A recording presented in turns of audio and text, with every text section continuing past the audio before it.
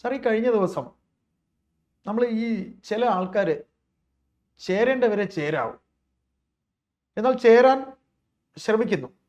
ചേരേണ്ടതേ ചേർക്കാൻ പറ്റുള്ളൂ, ചേർക്കാൻ പറ്റുന്നതേ ചേരത്തുള്ളൂ.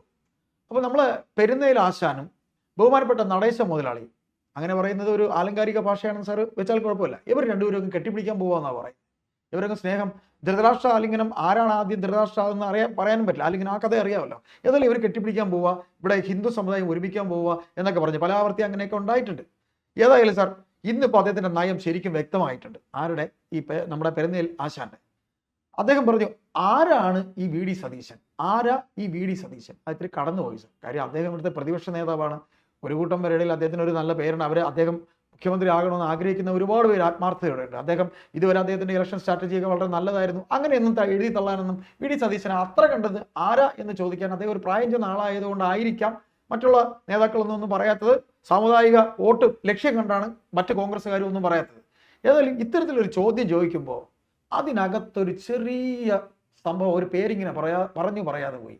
രമേശൻ ചെന്നിത്തല എന്ന് പറഞ്ഞൊരു മഹാനായ കോൺഗ്രസ്സുകാരനായ അദ്ദേഹം നല്ല നേതാവാണ്. അദ്ദേഹത്തിൻ്റെ പേര് പറഞ്ഞു പോയി. സാർ, ഞാൻ വളച്ചു കിട്ടുന്നില്ല, ഒറ്റ ചോദ്യമേ ഉള്ളൂ. രമേശ് ചെന്നിത്തല എന്ന നേതാവിനെ മുഖ്യമന്ത്രിയായി കൊണ്ടുവരുന്നതിന് ഈ ബഹുമാനപ്പെട്ട പെരുന്നയിൽ ആശാൻ അടങ്ങുന്നവർ നടത്തുന്ന ഒരു ചെറിയ ഗെയിമാണോ? ആ ഗെയിമിൽ വെള്ളാപ്പള്ളി നടേശൻ വീണു പോവുകയല്ലേ? കാര്യം വെള്ളാപ്പള്ളി നടേശൻ്റെ സമുദായത്തിന് ഉള്ള വോട്ട് എന്ന് പറയുന്നത് അത് ശരിക്കും ഒരു വോട്ട് ബാങ്ക് തന്നെയാണ്. അതിപ്പോൾ വെള്ളാപ്പള്ളി പറഞ്ഞില്ലെങ്കിലും ഇടതുപക്ഷത്തിന് CPM ഒരു വോട്ട് ബാങ്ക് ഈഴവർക്കിടയിൽ ഉണ്ട്.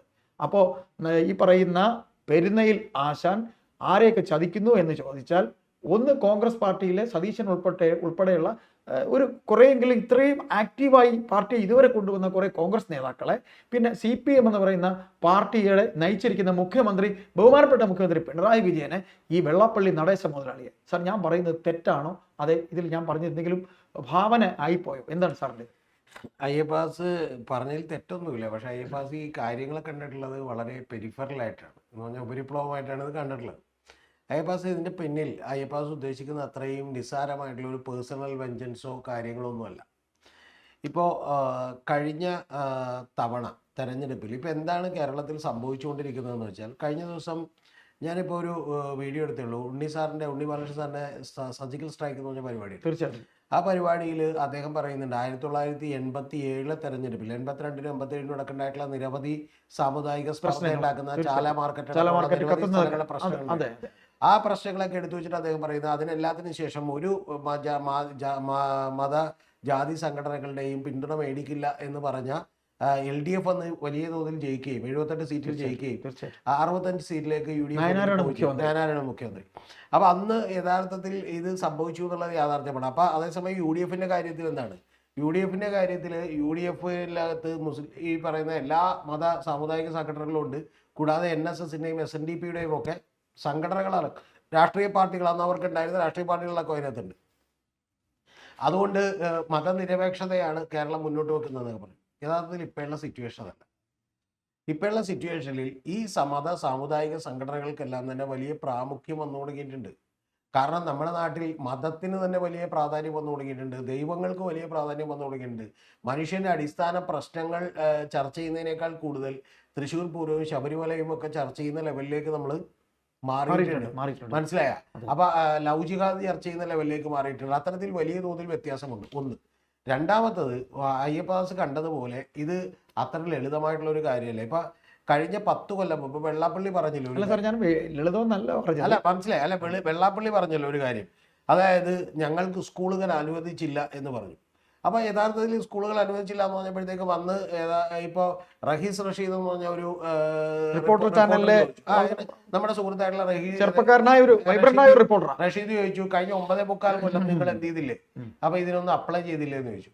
ഇതിന്റെ പിന്നിൽ ഒരു പ്രധാനപ്പെട്ട കാര്യമുണ്ട്. അതെന്താണെന്നറിയാമോ? ജനത്തിന് മനസ്സിലാകാത്തൊരു, മുസ്ലിം ലീഗും കോൺഗ്രസും ഒക്കെ അടങ്ങുന്ന ഒരു സംവിധാനം പ്രവർത്തിച്ചുകൊണ്ടിരുന്നപ്പോഴാണ് വലിയ തോതിൽ സ്കൂളുകൾ അനുവദിക്കപ്പെട്ടപ്പോൾ SNDPയും NSS ഒന്നും പരിഗണിക്കപ്പെട്ടില്ല, അല്ലെങ്കിൽ വേണ്ടത്ര രീതിയിൽ പരിഗണിക്കപ്പെട്ടില്ല എന്നുള്ളത് ഒരു യാഥാർത്ഥ്യമായിട്ടുള്ള കാര്യമാണ്. മനസ്സിലായി? അന്നും മാത്രമല്ല, അതിന് മുമ്പുള്ള പല തവണയും. മനസ്സിലായി? ആ മുമ്പുള്ള തവണകളിലൊന്നാണ് യഥാർത്ഥത്തിൽ ഏക്കാനിന് ഒരു പ്രസ്താവന നടത്തിയത് നിങ്ങൾക്ക് ഓർമ്മയുണ്ടാവും. എന്തെന്ന്? ഈ പറയുന്ന ന്യൂനപക്ഷങ്ങൾ സംഘടിത ന്യൂനപക്ഷങ്ങളായിട്ട് കൂടുതൽ അധികാരം മേടിച്ചെടുക്കുകയാണ് എന്ന് പറയുന്ന അവകാശങ്ങൾ. അപ്പൊ അത്തരം കാര്യങ്ങളെല്ലാം ഇവിടെ ഉണ്ട്. ഇനി നമ്മൾ ചോദിക്കുമ്പോൾ കഴിഞ്ഞ 9.25 കൊല്ലം എന്തുകൊണ്ടാണ് ഇത് കൊടുക്കാത്തതെന്ന് ചോദിച്ചില്ലേ, അതിനൊരു വലിയ പ്രധാനപ്പെട്ട കാര്യമുണ്ട്. കഴിഞ്ഞ 9.25 കൊല്ലം പിണറായി സർക്കാർ അധികാരം ഏറ്റെടുത്തതിന് ശേഷം ഇതേവരെ ഒരാൾക്കും സ്കൂളുകൾ അനുവദിച്ചിട്ടില്ല. അതെ, പിന്നെ എങ്ങനെ ഇവർക്ക് അനുവദിക്കണം? അപ്പൊ ഇവർക്ക് അനുവദിക്കാൻ പറ്റില്ല. അപ്പൊ അത്തരം യാഥാർത്ഥ്യങ്ങൾ ഇതിന്റെ പുറത്തുണ്ട്. അപ്പൊ അത്തരത്തിൽ ഈ യാഥാർത്ഥ്യങ്ങൾ ഉള്ളത് കൊണ്ട് ഞാനിപ്പോ അതിന്റെ വേറെയും ഒരുപാട് കാര്യങ്ങളുണ്ട്, അതിലേക്കൊന്നും ഞാൻ പോകുന്നില്ല. അത് കൂട്ടത്തിൽ ഈ പറയുന്ന പോലെ UDF അടക്കം അല്ലെങ്കിൽ ഈ പറയുന്ന കോൺഗ്രസ് അടക്കമുള്ള ആളുകൾ ഇത്തരത്തിൽ ന്യൂനപക്ഷങ്ങൾക്ക് കുറെ കൂടി പ്രാമുഖ്യം കൊടുക്കുകയാണെന്നും ഇനി അടുത്ത തവണ അധികാരത്തിലേക്ക് വരുമ്പോൾ മുസ്ലിം ലീഗിന് വലിയ അപ്രമാദിത്വം ഉണ്ടാകുമെന്നുള്ള ഒരു ഭയം ഈ പറയുന്ന പോലെ ഇവർക്ക് എല്ലാവർക്കും ഭയം ഉണ്ടാകുന്നുണ്ട്, ആശങ്കയുണ്ട്. ആ ഭയം നല്ല ആശങ്കയുണ്ട്. ആ ആശങ്ക ഉള്ളതിനോടൊപ്പം ഈ കേരളത്തിൽ വർദ്ധിച്ചു വരുന്ന മറ്റൊരു കാര്യം കൂടിയുണ്ട്. അത് NSSനും SNDPക്കും പോലും തടഞ്ഞു നിർത്താൻ പറ്റാത്ത രീതിയിൽ ഒരു വിഭാഗീയത ജനങ്ങളുടെ മനസ്സിലേക്ക് ഭയങ്കരമായി ഇറങ്ങിയിട്ടുണ്ട്. അതിന്റെ അടിസ്ഥാനത്തിൽ ഇപ്പൊ കഴിഞ്ഞ എല്ലാവരും കൂളായിട്ട് പറയുമല്ലോ BJPക്ക് കഴിഞ്ഞോണ വോട്ട് കിട്ടി 19% 20% അടുത്തെത്തിന്ന്. യഥാർത്ഥത്തിൽ BJPക്ക് എല്ലാ സ്ഥലങ്ങളിലും വോട്ട് കൂടിയിട്ടില്ല. പകരം വോട്ട് കൂടിയത് എവിടെയാണെന്നറിയാമോ? ഒന്ന് തൃശ്ശൂർ കൂടി, അത് സുരേഷ് ഗോപി മത്സരിച്ചുകൊണ്ട് കുറച്ച് വോട്ടുകൾ കൂടുതൽ ഒറ്റക്ക് പിടിച്ചിട്ടുണ്ട്. അത് ഒരു 2-2.5% വോട്ടുകൾ 3% അടുത്ത് പിടിച്ചിട്ടുണ്ട്. പിന്നെ വോട്ടുകൾ കൂടിയെന്ന് പറഞ്ഞാൽ ഒന്ന് തിരുവനന്തപുരത്ത് യഥാർത്ഥത്തിൽ വോട്ട് കൂടിയിട്ടുണ്ട്. കാരണം നിലവിൽ അവിടെ അവർക്ക് BJPക്ക് നല്ല സ്ട്രോങ് ഹോൾഡ് ആയിട്ടുള്ള വോട്ടുള്ള ഒരു പ്രദേശമാണ്. ഇത് രണ്ടും മാറ്റി വെച്ചാൽ പിന്നെ 2 സ്ഥലത്തെ ആകെ വോട്ട് കൂടിയുള്ളൂ ലോക്സഭയിൽ. അത് ഒന്ന് എവിടെയാണെന്നറിയോ? ഒന്ന് ആറ്റിങ്ങലിലാണ്. ആറ്റിങ്ങലിൽ V മുരളീധരൻ എന്ന് പറയുന്ന ഒരു ഈഴവ കാൻഡിഡേറ്റ് മത്സരിച്ചത് കൊണ്ട് അവിടെ ഈഴവ ആളുകളിൽ നിന്ന് വോട്ടുകൾ കൂടുതലായിട്ട് ആരിലേക്ക് പോയി? ആ മണ്ഡലം ഒരു ഈഴവ കോട്ടയാണ്, മുരളീധരനിലേക്ക് പോയി. അതായത് കുറച്ചുകൂടി അത്തരത്തിൽ വിഭാഗീയമായി പോയി. ഇനി മറ്റൊരു സ്ഥലം എടുത്താൽ ഇതിന്റെ പെർഫെക്റ്റ് എക്സാമ്പിൾ മനസ്സിലാവും. അതായത് ആലപ്പുഴയിൽ യഥാർത്ഥത്തിൽ കോൺഗ്രസിന് വോട്ട് കുറഞ്ഞു, CPMന് വോട്ട് കുറഞ്ഞു. പക്ഷെ വോട്ട് അവിടെ കൂടിയത് ഒരേ ഒരു പാർട്ടിക്ക് മാത്രം. KC വേണുഗോപാൽ ജയിച്ചു, അത് സത്യം തന്നെ. പക്ഷെ വോട്ട് കൂടിയത് ഒരു പാർട്ടിക്ക്. ആർക്കാന്നറിയോ? ഡോക്ടർ KS രാധാകൃഷ്ണൻ മത്സരിച്ചപ്പോൾ 1.5 ലക്ഷം വോട്ട് കിട്ടിയ സ്ഥലത്ത് 2,97,000 വോട്ടായി. അതായത് ഡബിളായി മാറി. അപ്പൊ ഇത്തരത്തിലുള്ള ഈ പറഞ്ഞ പോലെ ഷിഫ്റ്റുകൾ ശോഭാ സുരേന്ദ്രന്റെ മാത്രം എടുക്കല്ലേ. ശോഭാ സുരേന്ദ്രൻ കമ്മ്യൂണിറ്റി എന്നാണ്. ഒരു ചെറിയ തിരുത്ത് എനിക്കുണ്ട്. തൃശ്ശൂർ സുരേഷ് ഗോപിയുടെ ഇമേജ് ഒന്നും അറിയാതെ ഞാൻ പറഞ്ഞു പോയി. സുരേഷ് ഗോപിയുടെ ഇമേജ് നമ്മളിപ്പോ മനസ്സിലാക്കി ഇപ്പൊ തകർന്നു. ഞാൻ പറഞ്ഞ ആ സമയത്ത് അയാൾ ഒരു നിഷ്കളങ്കൻ, ഞാൻ അറിയാതെ പറഞ്ഞു, എനിക്ക് പറ്റില്ല. അത് പറഞ്ഞത് തെറ്റൊന്നുമില്ല. ആ സമയത്ത് അയാൾ അങ്ങനെ ഒരു ഇമേജ് ബിൽഡ് ചെയ്തിരുന്നു അവിടെ. അപ്പൊ ഞാൻ പറഞ്ഞു വന്നത്, പിന്നെ കൂടെ മറ്റേ ലോകത്തിന് എല്ലായിടത്തു നിന്നുള്ള വോട്ടോടെ ചേർത്തിരുന്നു, മറ്റേ വോട്ടൊക്കെ ചേർത്തു, 1.5 ലക്ഷത്തോളം വോട്ടും ചേർത്തു. അതവിടെ നിൽക്കട്ടെ. അപ്പൊ ഞാൻ പറഞ്ഞു വന്നത്, ഇത്തരത്തിൽ ഈ പറയുന്ന കാൻഡിഡേറ്റ് നോക്കി സ്വന്തം സമുദായത്തിലാണോ എന്ന് നോക്കി വോട്ട് ചെയ്യുന്ന ഒരു പ്രവണത കൂടി വരുന്നു എന്നുള്ളതാണ്. അപ്പൊ ഇത് തന്നെയാണ് ഈ സജി ചെറിയ കഴിഞ്ഞ ദിവസം പറഞ്ഞത്. മനസ്സിലായ? പുള്ളി പറഞ്ഞപ്പോൾ ചില മിസ്റ്റേക്കുകൾ പറ്റി, പക്ഷെ യഥാർത്ഥത്തിൽ പുള്ളി ഉദ്ദേശിച്ചതാണ്. അത്തരത്തിൽ വർഗീയത പറയുന്ന വിഭാഗീയതമായിട്ടുള്ള സ്വന്തം സമുദായം നോക്കി വോട്ട് ചെയ്യുന്ന, ആ സമുദായം നോക്കി വോട്ട് ചെയ്യുന്നതിൽ തന്നെ യഥാർത്ഥത്തിൽ അത്തരത്തിൽ ഈ സാമുദായിക കക്ഷികൾക്ക്, അതായത് കാസർഗോഡ് BJPക്കും അതുപോലെ തന്നെ എന്ത് ചെയ്തിരിക്കുന്നു, ഈ പറയുന്ന മുസ്ലിം ലീഗിനും മാത്രം വലിയ വോട്ടുകൾ കിട്ടിയിരിക്കുന്നു എന്ന് പറയുന്നത് പോലുള്ളൊരു സിറ്റുവേഷൻ ഇവിടെ ഉണ്ട്. ആ സിറ്റുവേഷന്റെ പ്രഷർ കൂടി കൊണ്ടിട്ടാണ് യഥാർത്ഥത്തിൽ ഈ പറയുന്ന വെള്ളാപ്പള്ളിയും ഈ സുകുമാരൻ നായരും ഒക്കെ തന്നെ ഇത്തരത്തിലുള്ള പ്രസ്താവനകൾ ഇറക്കുന്നത്. അത് ഒരു കാര്യം. ഇനി രണ്ടാമത്തേത്, സ്വാഭാവികമായിട്ട് ഇവർക്ക് 2 പേർക്കും പേഴ്സണലി VD സതീശനോട് വലിയ താല്പര്യം ഇല്ല. ഇതാണ് അതിന്റെ മെയിൻ കാരണം. ഇതാണ് ചെറിയൊരു കാരണം എന്ന് വെച്ചാൽ ഇവർക്ക് വ്യക്തിപരമായി VD സതീശനോട് അത്തരത്തിലുള്ള താല്പര്യമില്ല. പകരം നമുക്കറിയാം രമേശ് ചെന്നിത്തലയും അതുപോലെ തന്നെ മറ്റു പല KC വേണുഗോപാൽ, KC വേണുഗോപാലിനോട് അത്ര വലിയ താല്പര്യമില്ല. ശശി തരൂർ പക്ഷെ തറവാടി നായരാന്നൊക്കെ പുള്ളി പറഞ്ഞിട്ടുണ്ടല്ലോ. അപ്പൊ അത്തരത്തിൽ എന്താണ് ഒരു താല്പര്യം അവർക്കുണ്ട്. കാരണം ഇവര് വിളിക്കുമ്പോൾ കുറെ കൂടി ഈസിലി ആക്സസബിൾ ആയിട്ടുള്ള, കുറെ കൂടി ഈ പറഞ്ഞ പോലെ ഒരു നിലപാടുകൾ എടുക്കുന്ന, കുറെ കൂടി പറഞ്ഞാൽ ചിലപ്പോൾ കാര്യങ്ങൾ ചെയ്തു തരാൻ കഴിയുന്ന, അങ്ങോട്ട് ചെന്ന് എന്ത് ചെയ്യുന്ന കാണുന്ന ആളുകളാണ് ബാക്കിയുള്ള ആളുകളൊക്കെ തന്നെ. അപ്പൊ അത്തരത്തിലുള്ള ആളുകൾ ഇവർ ആഗ്രഹിക്കുന്നുണ്ട് എന്നുള്ളത് സത്യമാണ്. അതുകൊണ്ടാണ് യഥാർത്ഥത്തിൽ ഇന്ന് പറഞ്ഞതല്ല, ഇതിനേക്കാൾ രൂക്ഷമായിട്ടാണ് പറഞ്ഞത്. അപ്പൊ സിനഡിന് അവിടെ പോയത് എന്താന്ന് ചോദിച്ചാൽ ചോദിച്ചു, കഴിഞ്ഞ ദിവസം മനസ്സിലായി. അപ്പൊ അതില് ഞാൻ പറഞ്ഞു വരുന്നത്, യഥാർത്ഥത്തിൽ ഇതിൽ ആകെ പറ്റുന്ന കോൺഗ്രസിന് പറ്റുന്ന മിസ്റ്റേക്ക് എന്താണെന്ന് വെച്ചിട്ടുണ്ടെങ്കിൽ, ഇതിലിപ്പോൾ ഒരൊറ്റ പ്രശ്നം, പാർട്ടി കോൺഗ്രസ് ആയതുകൊണ്ടുള്ള കുഴപ്പമുണ്ട്. അതെന്താണെന്ന് വെച്ചിട്ടുണ്ടെങ്കിൽ ഒരാളും VD സതീശനൊപ്പം ഇല്ല. തീർച്ചയായിട്ടും എല്ലാവരും അദ്ദേഹത്തിനെ ഒന്ന് ആലോചിച്ചു നോക്കുക. അതായത് VD സതീശന് രാവിലെ ഉച്ചയ്ക്ക് ഇരുന്ന് മറ്റേ അറഞ്ചം പുറഞ്ചം എന്ത് ചെയ്തിട്ടുള്ള ചീത്ത പറഞ്ഞിട്ടുള്ള സുകുമാരൻ നായരുടെ വീട്ടിലേക്ക് രാത്രി നമ്മൾ കാണുന്ന ദൃശ്യം എന്താ? ജസ്റ്റ് ഒന്ന് ഇരുട്ട് വീണപ്പോഴത്തേക്കും ഓടിച്ചില്ല. ഇനി കൊടിക്കുന്ന് സുരേഷ് ഓടിച്ചെന്ന് വന്നിട്ട് എന്ത് ചെയ്തു? എന്നിട്ടും എന്ത് ചെയ്തു? അടുത്ത പ്രശ്നമുണ്ട്. എന്നാൽ നേരെ എന്ന് കയറും. ഒരു MP അല്ലേ, 10 തവണ ജയിച്ച ഒരാളല്ലേ. ഇനി എന്താ പോയി കയറാം? അതല്ല, പുള്ളി അവിടെ വെച്ച് മാധ്യമങ്ങൾ കണ്ട് ചുറ്റി തിരിഞ്ഞു പോയി. അന്നാ തിരിച്ചു വന്നിട്ട് എന്തെങ്കിലും നുണയെങ്കിലും പറയണ്ടേ? ഞാൻ മറ്റേ വീട്ടിൽ നിന്ന് എന്ത് ചെയ്തു പോയി, എന്നെ മറ്റേ സിഗരറ്റും മറ്റേ ഇത് കൊടുക്കാൻ മറന്നുപോയി, നോട്ടി കിട്ടൂല, ഇതൊക്കെ എന്തെങ്കിലും മണ്ടത്തരം പറഞ്ഞാൽ മതി. പക്ഷെ പ്രശ്നം എന്താ വെച്ചാൽ എന്ത് ചെയ്തു? പുള്ളി എന്ത് ചെയ്തു? നേരെ നിങ്ങളെ കണ്ട് ഞാൻ തിരിച്ചു പോയതാണെന്ന് പറഞ്ഞ് എന്ത് ചെയ്തു? തിരിച്ചു വന്നു. അപ്പൊ ഇതുപോലെ ഇനി വേറെ എത്ര പേര് വിളിച്ചിട്ടുണ്ടാവും എന്നറിയോ? ഞാനിപ്പോ അയ്യപ്പാസിനോട് പറയുന്നില്ല, ചില ആളുകൾ എനിക്ക് നേരിട്ട് അറിയാൻ വിളിച്ചത്. അപ്പോൾ വേറെ ഒരുപാട് പേര് എന്ത് ചെയ്തിട്ടുണ്ട്, വിളിച്ചിട്ടുണ്ട്. മോനെ മാമനോടൊന്നും തോന്നല്ലേ മോനെ എന്ന് പറയാൻ വേണ്ടി. അതെ, മനസ്സിലായോ? അപ്പൊ അതുപോലെ വിളിച്ചേക്കുന്ന ആളുകളുണ്ട്. പിന്നെ മഹാഭൂരിപക്ഷം പേരും ഒരു പ്രശ്നവും കൂടിയുണ്ട്, സന്തോഷിക്കുക കൂടിയാണ് എന്ത്, തീർച്ചയായിട്ടും. പക്ഷെ ഇതുകൊണ്ടുണ്ടായ ഒരേ ഒരു പ്രശ്നം കിട്ടിയല്ലോ എന്നുള്ള വി ഡി സതീശനെ സംബന്ധിച്ചോളം വലിയൊരു ഗുണവും കൂടിയുണ്ട്. അത് സതീശൻ വലിയ റിസ്ക് ആയിരിക്കും, പക്ഷെ ആ റിസ്ക് കൂടി എടുത്താൽ വലിയ ഗുണവും കൂടിയുണ്ട്. എന്താ വെച്ചിട്ടുണ്ടെങ്കിൽ സതീശൻ കുറച്ചുകൂടി ഓപ്പൺ ആയതിന് മറുപടി പറഞ്ഞിട്ടുണ്ടെങ്കിൽ വലിയ ഇമേജിലേക്ക്. അല്ല, സതീശൻ ഇപ്പൊ പറഞ്ഞേക്കണം ഒരു കാര്യമുണ്ട്. കെ മുരളീധരൻ അദ്ദേഹത്തിനെ അനുകൂലിച്ച് ആദ്യം വന്നു കേട്ടോ. കെ മുരളീധരൻ വന്നു, ആർക്ക് വി ഡിയെ അനുകൂലിച്ച്, വി ഡി സതീശനെ അനുകൂലിച്ച് കെ മുരളീധരൻ വന്നു. അത് നമുക്ക് പറയാതെ പോകാം. അല്ല, കെ മുരളീധരൻ വന്നു, ഒന്ന് രണ്ട് ചില നേതാക്കന്മാർ. പിന്നെ താങ്കൾ അറിയേണ്ടത് ഏറ്റവും താഴേക്കിടയിലുള്ള, അതായത് രണ്ടാം നിര നേതാക്കന്മാരൊക്കെ അനുകൂലിച്ചു വന്നു, കാരണം അവർക്ക് സീറ്റ് കിട്ടണം, പിന്നെ അല്ലേ ജയിക്കണ കാര്യം. അപ്പൊ അതുകൊണ്ട് അത്തരം കാര്യങ്ങളൊക്കെ ഉണ്ട്. പക്ഷെ പ്രധാനപ്പെട്ട കാര്യം എന്ന് വെച്ചാൽ വലിയ നേതാക്കന്മാർ ഒരാളും ഈ മത്സരിക്കാൻ വേണ്ടി നിൽക്കുന്ന ഒരാൾ പോലും ഇവർക്കെതിരെ പറയില്ല. കാരണം എന്താ വെച്ചാൽ കോൺഗ്രസിൽ ഇവർക്കെതിരെ പറഞ്ഞിട്ടുണ്ടെങ്കിൽ വലിയ പ്രശ്നം ഉണ്ടാവും. കാരണം ഇവർക്ക് ചില മണ്ഡലങ്ങളിൽ 4000 വോട്ടുകൾ ജയിക്കാം. പഴയ മന്ത്രി അല്ല, ഞാൻ തുറന്നു പറഞ്ഞാൽ ഇവരൊക്കെ എന്താണെന്നുള്ളത് എനിക്കറിയാം. ഞാനിപ്പോ മുഴുവൻ പറയുന്നില്ല. ഞാൻ വെള്ളാപ്പള്ളി നടേശന്റെ വീട്ടിലിരിക്കുമ്പോൾ കാണുന്ന ഒരു ചിത്രമുണ്ട്. ഞാൻ വെള്ളാപ്പള്ളി നടേശന്റെ അടുത്ത് ഞാൻ അകത്ത് ചെന്ന് ഒരു ഇന്റർവ്യൂ എടുക്കാൻ വേണ്ടി ചെന്ന് അതിനുശേഷം ഏതാണ്ട് 1/4 മണിക്കൂർ പുള്ളി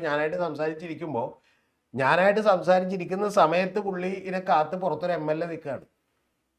ഈ കേരളത്തിൽ കഴിഞ്ഞ തവണ മാത്രം ജയിച്ചു വന്ന തെക്കൻ കേരളത്തിലൊരു MLA പുറത്തു വന്ന് നിൽക്കുകയാണ്. മനസ്സിലായി? 45 രൂപ. അപ്പൊ അത് കുഴപ്പമില്ല, ഞാൻ പറഞ്ഞല്ല, ഞാൻ പറയുന്നില്ല, കാരണം അത് ശരിയല്ല. അല്ല, അപ്പൊ എന്നോട് ഞാൻ പറഞ്ഞു, അല്ല സാറേ മറ്റേ പുറത്ത് ആളുകൾ വെയിറ്റ് ചെയ്യില്ലേ? ആ കുഴപ്പമില്ല മോനെ, നമുക്ക് സംസാരിച്ചിട്ട് പോയാൽ എന്ന് പറഞ്ഞാൽ എന്നെ എഴുതിയത്. ഞാൻ പറയണത് ഏറ്റവും വലിയ തമാശ എന്ന് വെച്ചാൽ ഈ വെള്ളാപ്പള്ളി നടേശന്റെ ഒരു ഫോട്ടോ വരച്ച ചിത്രവുമായിട്ട് അദ്ദേഹം വെയിറ്റ് ചെയ്യരുത്. അപ്പൊ അത് ഞാൻ പറഞ്ഞത് അത്തരത്തിലുള്ള പല ആളുകളും ചെന്ന് കാണുകയും സംസാരിക്കുകയും ഒക്കെ ചെയ്ത്, കാരണം ഒരു 2000 അല്ലെങ്കിൽ 3000 വോട്ട് എന്നുള്ളത് മേടിക്കുന്ന ഒരു പ്രസ്ഥാനം കോൺഗ്രസ് എന്ന് പറയുന്നത്. PC വിഷ്ണുനാഥ് അല്ല, അതൊന്നും പറയുന്നില്ല. അപ്പൊ അത് പോട്ടെ. അപ്പൊ ഞാൻ അല്ലല്ല അപ്പൊ ഞാൻ പറഞ്ഞത് ഇത്തരത്തിലുള്ള ആളുകളൊക്കെ കൂടിയിട്ടുള്ള ഒരു പാർട്ടിയാണ്. അപ്പൊ അതിൽ നിന്ന് യഥാർത്ഥത്തിൽ കൂടുതലൊന്നും പ്രതീക്ഷിക്കാൻ വയ്യ. പിന്നെ വി ഡി സതീശനും കിട്ടിയ ഒരു ഗുണം എന്ന് പറഞ്ഞാൽ സതീശൻ ഇവരുടെ ഒന്നും അടുത്ത് ചെല്ലുകയോ അല്ലെങ്കിൽ ഇവരുടെ ഒന്നും ഇഷ്ടക്കാരനല്ല എന്ന് പറയുന്നത് കൊണ്ട് കേരളത്തിലെ ഒരു സാമാന്യ ജനത്തിന് മുമ്പിൽ കുറെ ഇമേജ് കൂടിയിട്ടുണ്ട്. അതില്ലെന്ന് പറയാൻ ഒരിക്കലും. പക്ഷെ പ്രധാനപ്പെട്ട വിഷയം എന്താ വെച്ചാൽ അത് അങ്ങനെ കൂടിയിട്ടുണ്ട് എന്നൊക്കെ പറഞ്ഞാൽ പോലും തെരഞ്ഞെടുപ്പ് വരുമ്പോഴേക്കും എന്ത് ചെയ്യും, ചിലപ്പോൾ മാറാൻ സാധ്യതയുണ്ട്. മനസ്സിലായി? തെരഞ്ഞെടുപ്പ് വരുമ്പോഴേക്കും ഇത് വലിയ തോതിൽ പ്രശ്നം. ആ പ്രശ്നമാകേണ്ടതിന്റെ കാര്യം എന്ന് വെച്ചാൽ ഈ സതീശനെതിരെയുള്ള ഏറ്റവും പ്രധാനപ്പെട്ട കാര്യം ഇപ്പൊ ജമാഅത്തെ ഇസ്ലാമി അല്ലെങ്കിൽ SDPI അല്ലെങ്കിൽ മുസ്ലിം ലീഗ് ഇവരോട് കുറെ കൂടി ഒട്ടിയിരിക്കുന്നു എന്നുള്ളതാണ്. ഇനി മുസ്ലിം ലീഗിന്റെ പ്രധാനപ്പെട്ട ഒരു വിഷയം കൂടിയുണ്ട്. മുസ്ലിം ലീഗ് UDF എപ്പോഴൊക്കെ അധികാരത്തിൽ വന്നിട്ടുണ്ടോ AK ആന്റണിയെ മുഖ്യമന്ത്രി സ്ഥാനത്ത് നിന്ന് മാറ്റുകയും അതിനുശേഷം ഉണ്ടായ കാര്യങ്ങളിലൊക്കെ വെച്ചിട്ട് വലിയൊരു തോതിലുള്ള യഥാർത്ഥത്തിൽ മുസ്ലിം ലീഗിന് കോൺഗ്രസ് പാർട്ടിക്കുള്ളിൽ പോലും ഉണ്ട്.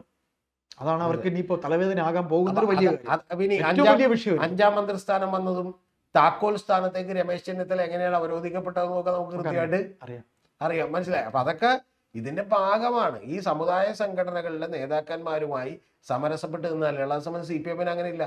CPM ഉള്ള കാര്യം തുറന്നു പറഞ്ഞ ഒരു അറിയാം. ഈ പറയുന്ന പേരൊക്കെയുള്ള സമുദായ സംഘടനകളിലെ നേതാക്കന്മാരായിട്ടുള്ള ഒരാൾ ഏതാണ്ട് 1.5 മണിക്കൂർ പിണറായി വിജയനെ കാത്തിരുന്നത് എനിക്കറിയാം, വെയിറ്റ് ചെയ്ത്.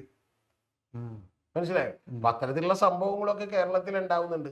അതുകൊണ്ട് ഇത് വെറും ചെറിയ തോതിൽ മാത്രം കണ്ടാൽ പോലെ. സാർ, അപ്പൊ ഞാൻ തുടക്കത്തിൽ ചോദിച്ച പോലെ ഇതിപ്പോ സാർ പറഞ്ഞു വരികയാണ്. തുടക്കത്തിൽ ചോദിച്ചത് സാർ ഒന്ന് പറയണം. അതായത് ശരിക്കും ഇതിൽ ആരെയാണ് അദ്ദേഹം മനസ്സിൽ കണ്ടത് എന്ന് അദ്ദേഹം അറിയാതെ പറഞ്ഞു എന്നുള്ളത് അതൊന്ന് പറയണം. അല്ല, ഒന്ന് വളരെ പ്രകടമായി തന്നെ കൃത്യമായിട്ട് ഇപ്പൊ അവര് LDFനെ സപ്പോർട്ട് ചെയ്യുകയാണ്. ഒരു സംശയമില്ല കാര്യത്തിൽ. അത് ഒന്നാമത്തെ കാര്യം. രണ്ടാമത്തത് ഇനി കള്ളത്തരമല്ലേ? അല്ല, രണ്ടാമത്തത് ഒരു റയർ ചാൻസ്. അതൊരു കള്ളത്തരം അല്ല, അത് കള്ളത്തരമല്ല. ഇപ്പൊ അവരുടെ സ്റ്റാൻഡ് അതാണ്. ഞാൻ പറഞ്ഞ അത് സ്റ്റാൻഡ് വെറുതെ പുറമ്പോച്ചയാണ്. അത് മാറും, അടിയിൽ കൂടെ അവര് വോട്ട് അല്ലല്ല. അവരെപ്പോ എല്ലാ കാലത്തും ഈ പറയുന്ന സാമുദായിക സംഘടനകളുടെ ആളുകൾ വളരെ സേഫ് ആയിട്ടുള്ള ഒരു കളി കളിച്ചിട്ടുള്ളവരാണ്. ഇപ്പൊ വെള്ളാപ്പള്ളി നടേശൻ തന്നെ പറഞ്ഞാൽ മകൻ എന്ത് ചെയ്യുന്നു, BDJS ആണ്, മകൻ NDAയുടെ ഘടകകക്ഷിയാണ്. അറ്റ് ദ സെയിം ടൈം പുള്ളി പറയുന്നത് പിണറായി വിജയൻ അധികാരത്തിൽ വരുമെന്നാണ്. ഇനി സുകുമാരൻ നായർ സാറിനെ സംബന്ധിച്ചോളം പ്രധാനപ്പെട്ട ഒരു കാര്യമുള്ളത്, അദ്ദേഹം യഥാർത്ഥത്തിൽ 2 കാര്യങ്ങളാണ് അദ്ദേഹം ഫേസ് ചെയ്യുന്നത്. ഒന്നുകിൽ CPM അധികാരത്തിൽ വരാം. ഇനി അതല്ല, ഇൻ കേസ് ഇവരെങ്ങാനുമാണ് വരുന്നതെങ്കിൽ പോലും അത് സതീശൻ അല്ലാതായിരിക്കണം. അത് ആ പേര് അദ്ദേഹം ഇടയ്ക്ക് പറഞ്ഞു. സാർ അപ്പൊ ഞാൻ അദ്ദേഹം വരികൾക്കിടയിൽ ഒളിപ്പിച്ചു. ശരി, അത് നമുക്ക് പറയാം, അതാവട്ടെ. നമുക്ക് ഇല്ലല്ലോ KC ആവണമെന്ന് പറയില്ലല്ലോ, ആവണമെന്ന് പറയില്ലല്ലോ. അപ്പൊ അല്ലാത്ത പേര് ആൾക്കാർ ഊഹിച്ചോട്ടെ. സാർ അടുത്ത മറ്റൊരു എന്റെ ചോദ്യം, രണ്ടാമത്തെ ചോദ്യം. അപ്പൊ വെള്ളാപ്പള്ളി നടേശനെ ശരിക്കും ഇദ്ദേഹം കൂടെ ചേർത്ത് നിർത്തുന്നു, ഇവരെല്ലാവരും കൂടെ ഒരുമിച്ച് LDF-നെ, ഇവർ രണ്ടുകൂടെ ഒരുമിച്ച് LDF-ന് വോട്ട് കൊടുക്കാൻ പോകുന്നു എന്നൊക്കെ പറയുന്നത് കാണിക്കുന്നില്ലേ? ബഹുമാനപ്പെട്ട വെള്ളാപ്പള്ളി നടേശൻ അദ്ദേഹം വിചാരിക്കുന്നത് പോലെ അദ്ദേഹം പറഞ്ഞിട്ട് വോട്ട് ചെയ്യാനിരിക്കുന്നവരല്ല ഈ പറയുന്ന ഈഴവ കമ്മ്യൂണിറ്റിയിലുള്ളവർ. 100 പേരെ എടുത്തു കഴിഞ്ഞാൽ 70 പേരും ഇടതുപക്ഷത്തിന്, പ്രത്യേകിച്ച് നിയമസഭയിൽ CPM അനുഭാവികളാണ്, ഇടത് അനുഭാവികളാണ്. ഈഴവ കമ്മ്യൂണിറ്റിയാണ് ഏറ്റവും കൂടുതൽ CPM-ൽ ഉള്ളത്. അതുകൊണ്ട് വെള്ളാപ്പള്ളി പറയേണ്ട ആവശ്യമില്ല, ആ വോട്ട് അവിടെ ബാങ്കായിട്ട് തന്നെ ഉണ്ട്. പിന്നെ എന്തിനാണ് സാർ? അല്ലല്ല, അത് അവിടെയാണ് തെറ്റ്. കഴിഞ്ഞ തവണ താങ്കൾ മനസ്സിലാക്കേണ്ട BJP-ക്ക് വോട്ട് പോയി. കഴിഞ്ഞ തവണ BJP-ക്ക് കിട്ടിയ 38 ലക്ഷം വോട്ട് അതൊരു കണക്കാ. എന്താണെങ്കിലും മറ്റേ ഏതാണ്ട് 80 ലക്ഷം 90 ലക്ഷം എന്ന മുസ്ലിം വോട്ടില്ലല്ലോ. പിന്നെ ഏതോ വോട്ടുകളുള്ളത്. പക്ഷെ എന്നാലും അല്ല ഞാൻ പറയട്ടെ, ആ വോട്ടുകൾ BJP-യിലേക്ക് പോയ വോട്ടുകൾ നിസ്സാരമല്ല. ആ നിസ്സാരമായ ഒരു 10-12 ലക്ഷം വോട്ടുകൾ കൂടി, അതായത് BJP-യുടെ 38 ലക്ഷത്തിൽ നിന്ന് ഒരു 12 ലക്ഷം വോട്ടുകൾ കൂടി CPM-ലേക്ക് അല്ലെങ്കിൽ LDF-ലേക്ക് തിരിച്ചു വരേണ്ട ആവശ്യമുണ്ട്. ആ തിരിച്ചു വരേണ്ട ആവശ്യമുണ്ട് എന്നുള്ളതിന് തീർച്ചയായിട്ടും അങ്ങനെ വരികയും ചെയ്യുന്നത്. കാരണം എന്താണെന്നറിയാമോ? ഇപ്പൊ അഖിലേന്ത്യാ തലത്തിൽ വോട്ട് ചെയ്യുന്നത് ഒരു പാറ്റേണിലായിരിക്കില്ല ഇവിടെ വോട്ട് ചെയ്യുന്നത്. കാരണം ഇവിടെ യഥാർത്ഥത്തിൽ ഇപ്പൊ വോട്ട് ചെയ്യണമെങ്കിൽ ഈ പറയുന്ന ലീഗിന് അപ്രഭാവിത്വം വരുന്ന, UDF-ന് അപ്രഭാവിത്വം വരുന്ന, അല്ലെങ്കിൽ മറ്റു രാഷ്ട്രീയ പാർട്ടികൾക്ക് അപ്രഭാവിത്വം വരുന്ന ഒരു കാര്യം എന്ത് ചെയ്യണം, ചെയ്യരുത് എന്ന് വിചാരിച്ചുകൊണ്ടാണ് ഇത്തരം കാര്യങ്ങളൊക്കെ സംഭവിക്കുന്നത്. പിന്നെ ഇതിന്റെയൊക്കെ ഭാഗമായിട്ട് തന്നെയാണ് ഇപ്പൊ ജോസ് കെ മാണിനെ എന്ത് ചെയ്ത് ഇപ്പുറത്തേക്ക് വലിപ്പിക്കാൻ സഭ നോക്കിയത്. മനസ്സിലായി? പക്ഷെ സഭ നോക്കിയപ്പോഴത്തേക്കും ജോസ് കെ മാണിയും ആകെ കക്ഷത്തിലുള്ള ഡയറിയും മറ്റേ ജോബ് മൈക്കിളും പിന്നെ ഈ പറഞ്ഞ പോലെ മറ്റേ പൂഞ്ഞാർ MLA ജയരാജനുണ്ട്, ജയരാജൊന്നും പോകാൻ സാധ്യതയില്ല. അപ്പൊ ബാക്കി രണ്ടുപേരും കൂടി അപ്പുറം കൈ പിടിച്ച് പോകണമെന്നുള്ള ജോബ് മൈക്കിളും മറ്റേ ഫ്രാൻസിസ് കളത്തിക്കല മറ്റേ എന്താണ് പൂഞ്ഞാറിലെ MLA, ഈ രണ്ടുപേരും ഉണ്ടാവുള്ളൂ എന്ന് മനസ്സിലായി. അപ്പൊ അതുകൊണ്ടാണ് പിന്നെ അതിൽ നിന്ന് പിന്മാറിയത്. അപ്പൊ അതുകൊണ്ട് ഇതെല്ലാത്തിനും പിന്നിൽ തന്നെ അധികാരത്തിൽ കിട്ടാനുള്ള ഒരുപാട് ആവശ്യങ്ങളും എല്ലാം ഇവർക്കെല്ലാവർക്കും ഉണ്ട്. അതിൽ തന്നെ പക്ഷെ പ്രധാനപ്പെട്ട ഒരു വിഷയം കൂടിയുണ്ട്. നേരത്തെ ഇത് മേൽത്തട്ടിൽ മാത്രമായിരുന്നുവെങ്കിൽ, അതുകൊണ്ട് താങ്കൾ പറഞ്ഞ പോലെ വെള്ളാപ്പള്ളി നടേശൻ പറഞ്ഞാലും സുകുമാരൻ നായർ പറഞ്ഞാലും ഇവർ നോട്ടിയില്ല എന്നുള്ളത് നേരത്തെ ശരിയാണ്. പക്ഷെ ഇപ്പൊ അതല്ല. ഇപ്പൊ അവസ്ഥ എന്ന് പറഞ്ഞാൽ, നേരത്തെ BJP എന്ന് പറയുന്ന ഒരു പാർട്ടി കളം പിടിച്ചതിന് ശേഷം വലിയ തോതിൽ വിഭാഗീയമായ ഇത്തരത്തിൽ ജാതി മതത്തിനൊക്കെ വലിയ പ്രാധാന്യം കൊടുക്കുന്ന ലെവലിലേക്ക് സാധാരണക്കാരായ ആളുകളുടെ ചിന്താഗതികൾ കൂടി മാറിയിട്ടുണ്ട്. അതുകൊണ്ടാണ് ഞാൻ പറഞ്ഞത്, ഒരു ഈഴവ കാൻഡിഡേറ്റ് ആലപ്പുഴയിൽ നിന്നപ്പോൾ 1.5 ലക്ഷം വോട്ട് എന്നുള്ളത് ശോഭാ സുരേന്ദ്രന്റെ കാര്യത്തിൽ 3 ലക്ഷമായി മാറിയത് അതുകൊണ്ടാണ്. അപ്പൊ അങ്ങനെ വോട്ടുകൾ മാറുന്നുണ്ട് എന്നുള്ളത് ഒരു വാസ്തവമായിട്ടുള്ള കാര്യമാണ്. അത് ഈ തദ്ദേശ സ്വയംഭരണ തെരഞ്ഞെടുപ്പിലെ പോലും വോട്ടുകൾ എടുത്തു നോക്കിയാൽ നമുക്കത് കാണാം. അപ്പോൾ സാർ ഇതുകൊണ്ട് നമുക്ക് ഇതും കൂടെ പറഞ്ഞെങ്കിൽ അവസാനിപ്പിക്കാം. അതായത് രമേശ് ചെന്നിത്തല എന്ന അദ്ദേഹത്തിൻ്റെ മനസ്സിൽ അദ്ദേഹത്തിന് ഏറ്റവും ഇഷ്ടമുള്ള, സാറ് പറഞ്ഞ പോലെ ഫ്ലെക്സിബിളായ എന്തും അദ്ദേഹത്തിന് പറയാൻ പറ്റുന്ന ഒരു കോൺഗ്രസ് നേതാവ്, മുഖ്യമന്ത്രി, കോൺഗ്രസ്സാണ് ഭരണത്തിൽ വരുന്നതെങ്കിൽ രമേശ് ആകണം എന്ന് അദ്ദേഹം പറയാതെ പറയുന്നത് കോൺഗ്രസ് നേതൃത്വം, ഇന്നിപ്പോൾ അതിലൂടെ കോൺഗ്രസ് നേതൃത്വം മനസ്സിലായിട്ടുണ്ട്. അപ്പോൾ സാർ ഒറ്റ ചോദ്യം കൂടെ, ഈ രണ്ടുപേരും കൂടെ ഇങ്ങനെ ഒരുമിച്ച് നിൽക്കുന്നു, ഈ സമുദായ നേതാക്കൾ ഒരുമിച്ച് നിൽക്കുന്നതിന് എത്ര കാലം കൂടെ കാണും, എന്ന് അടിച്ചു പിരിയും എന്നുകൂടെ ഒന്ന് അറിഞ്ഞിട്ട് നമുക്ക് ഈ സംസാരം അവസാനിപ്പിക്കാം. അല്ല, ഇത് പെട്ടെന്ന് അങ്ങോട്ട് അടിച്ചു പിരിയുമെന്ന് നിങ്ങൾ വിചാരിക്കരുത്. ഇത് മിക്കവാറും 2026 ഏപ്രിൽ മെയ് വരെ ഉണ്ടാവും എന്തായാലും. കാരണം അതിൻ്റെ പിന്നിലുള്ള പ്രധാനപ്പെട്ട കാരണം എന്ന് പറഞ്ഞാൽ, ഇതിങ്ങനെ വന്നത് യാദൃശ്ചികമായി ഇവർ രണ്ടുപേരും തമ്മിൽ ആലോചിച്ച് വന്നതാണെന്ന് നിങ്ങൾ വിചാരിച്ചില്ലത്. ഇതിൻ്റെ പിന്നിൽ വളരെ കൃത്യമായിട്ടുള്ള ഒരു രാഷ്ട്രീയ പദ്ധതിയുണ്ട്. ആ രാഷ്ട്രീയ പദ്ധതിക്ക് ആക്കം കൂട്ടാൻ നിലക്കുള്ള വാർത്താ സമ്മേളനങ്ങളാണ് ഇവർ രണ്ടുപേരും നടത്തിക്കൊണ്ടിരിക്കുന്നത്. ഇത് കൃത്യമായി കേരളത്തിലുള്ള ഒരു പ്രൊജക്റ്റിൻ്റെ ഭാഗമായിട്ടാണ്. അപ്പോൾ ആ പ്രൊജക്റ്റ് ഇടക്ക് വെച്ച് ഇവർ രണ്ടുപേരും ഇട്ടുകളയും എന്ന് വിചാരിക്കരുത്. പിന്നെ ഇത് കഴിഞ്ഞാൽ 2026 ഏപ്രിൽ മെയ് കഴിഞ്ഞാൽ ചിലപ്പോൾ രണ്ടുപേരുടേതായ നിലപാടുകളിലൊക്കെ ആയിട്ട് പോയേക്കാം. പക്ഷെ അതുവരെ പറഞ്ഞിട്ടുള്ള ഒരു വാചകം കൂടിയുണ്ട്. അതായത് മറ്റേ നായാടി മുതൽ നമ്പൂതിരി വരെ എന്നുള്ളത് മാറ്റിയിട്ട് നായാടി മുതൽ നസ്രാണി വരെ എന്നുള്ളത് വലിയൊരു പ്രാസവത്തിട്ടുണ്ട്, കൃത്യമായിട്ടായിട്ടുണ്ട്. അപ്പം ആയിട്ടുണ്ട്. അപ്പം ഞാൻ പറഞ്ഞത് അത്തരത്തിലുള്ള ഒരു പ്രാസം മാത്രമല്ല, അതൊരു വലിയ സ്റ്റേറ്റ്മെന്റ് ആണ്. ആ സ്റ്റേറ്റ്മെന്റിന്റെ ഒരു പ്രൊജക്റ്റ് മറ്റു പല രീതികളിലും കേരളത്തിൽ നടന്നുകൊണ്ടിരിക്കുകയാണ്. യഥാർത്ഥത്തിൽ അതിൽ ഈ പറയുന്ന പോലെ സ്വന്തം ഇരിക്കുന്ന കൊമ്പ് മുറിക്കാൻ വേണ്ടിയിട്ടാണ് ജമാഅത്തെ ഇസ്ലാമി SDP-യുടെ ഒക്കെ പിന്തുണ കൂടി കോൺഗ്രസ് അങ്ങോട്ട് മേടിച്ചത്. മനസ്സിലായി? അത് മേടിച്ചപ്പോൾ ഇവർക്ക് എളുപ്പമായി. അതായത് ഇവരുടെ മറ്റേ കോടാലി മാത്രം ഉണ്ടായുള്ളൂ, കൈ ശരിക്കും പറഞ്ഞാൽ അവർ കൊടുത്ത്, കോടാലി കൈയായിട്ട് എന്ത് ചെയ്ത് അവർ കൊടുത്ത്. അത് കൊടുത്താണ് ഇതിന്റെ പ്രശ്നം. അതെല്ലാം തന്നെ കേരളത്തിൽ രൂക്ഷമായിക്കൊണ്ടിരിക്കുകയാണ്. പക്ഷെ ഇതിന്റെ ഏറ്റവും വലിയ പ്രശ്നം എന്താ വെച്ചാൽ, ഇത് 2026 ഏപ്രിൽ മെയ് ജൂണൊക്കെ കഴിയുമ്പോൾ ഈ പ്രൊജക്ട് തീരും. പക്ഷേ ഇതുണ്ടാക്കിയിട്ടുള്ള മുറിവുകളും ഈ പറയുന്ന പോലെ വിഭാഗീയതയൊന്നും കേരളത്തിൽ പെട്ടെന്ന് തീരില്ല. അതുകൊണ്ട് കേരളം വലിയ അപകടത്തിലേക്കാണ്. സാർ, ഒരു കാര്യം കൂടെ ഉണ്ട്.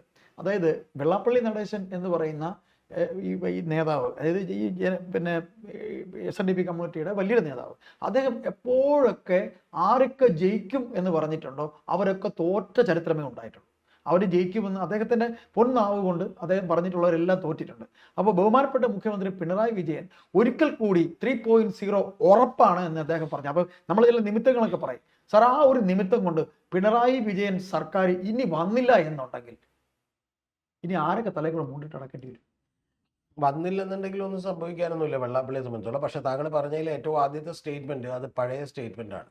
ഇപ്പൊ VM സുധീരൻ തോക്കുമെന്ന് പറഞ്ഞാൽ VM സുധീരൻ ആലപ്പുഴയിൽ നിന്ന് തോക്കണം എന്നില്ല. മനസ്സിലായോ? പിന്നെ VS അച്യുതാനന്ദൻ നടക്കാത്ത കാര്യം പറയേണ്ട കാര്യമുണ്ട്. ആ സമയത്ത് ഒരു രാഷ്ട്രീയമോ ആ സമയത്ത് പൊളിറ്റിക്സോ അല്ല ഈ ഇപ്പോ. സാർ, അദ്ദേഹത്തിന്റെ മനസ്സിൽ ഒരു രാഷ്ട്രീയമുണ്ട്. ആ രാഷ്ട്രീയം വെച്ചുകൊണ്ട് ചുമ്മാ ബ്ലൈൻഡ് ആയിട്ട് അങ്ങ് അടിക്കുക. അതൊന്നുമല്ല കാര്യം. ഇത് ഞാൻ തർക്കിക്കുന്നില്ല. വെള്ളാപ്പള്ളി തർക്കത്തിനെ അല്ലല്ല, ഞാൻ എന്റെ കയ്യിൽ സ്റ്റാറ്റിസ്റ്റിക്സ് ഉണ്ട്.